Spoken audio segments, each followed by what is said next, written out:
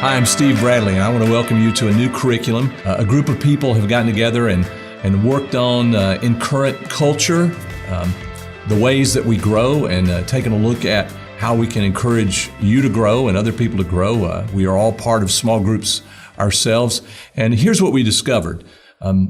Growing is one of those things that we think is natural. We think that it just occurs, and in one sense it does. You will always grow in some direction, but we also noticed that it was a good idea to be intentional about growth, to say, but here's how I'd like to grow. Here's the direction that I would like to grow. If you look in the Bible, certainly God wants growth. He sends Jesus into the world. He sends us His Word. He sends us His Spirit, and He sends other people for us to grow with, families, people we work with. Certainly church is about a spiritual body, a spiritual growth that occurs in a very practical way. It's supposed to be that way. So there's an intentionalness toward growth, or at least the direction of how we would grow. So they came up with these 7 G's that help describe ways that they think, or steps that they think were intentional in our growth. They started out by talking about grace. God extends grace to us. It gets our attention. It changes our whole view of life. And then they talked about glorified, that because of that, we honor God and we worship God. But these first 2 steps are also steps for us to intentionally imitate. We extend grace to other people. As we live our lives in very real and practical ways, it then glorifies God to other people. They see God living inside of us more. Then they decided the next step, the 3rd step, would be to gather together, because we need one another. Just like you need a family, you need people to encourage you. You need people to challenge you at times. And as we gather together, especially in smaller groups, then our conversations become much more intentional. We learn to trust one another. We realize that we all have struggles and difficulties.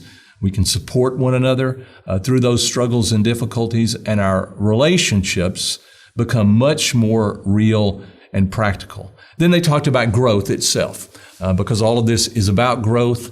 Our goal is to grow, and in a group, the goal is not just for you to grow, but for you to encourage someone else to grow, for their life to become stronger and better. In Hebrews, it says this, and let us encourage one another all the more as we see the day drawing near. So there's an encouragement that is intentional.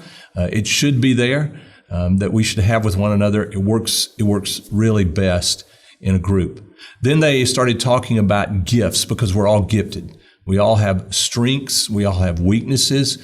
And for us to use our strengths with a group of people means we become better at what we do. And our strengths may cover someone else's weaknesses or their shortcomings. So we find our place, our belonging in those strengths.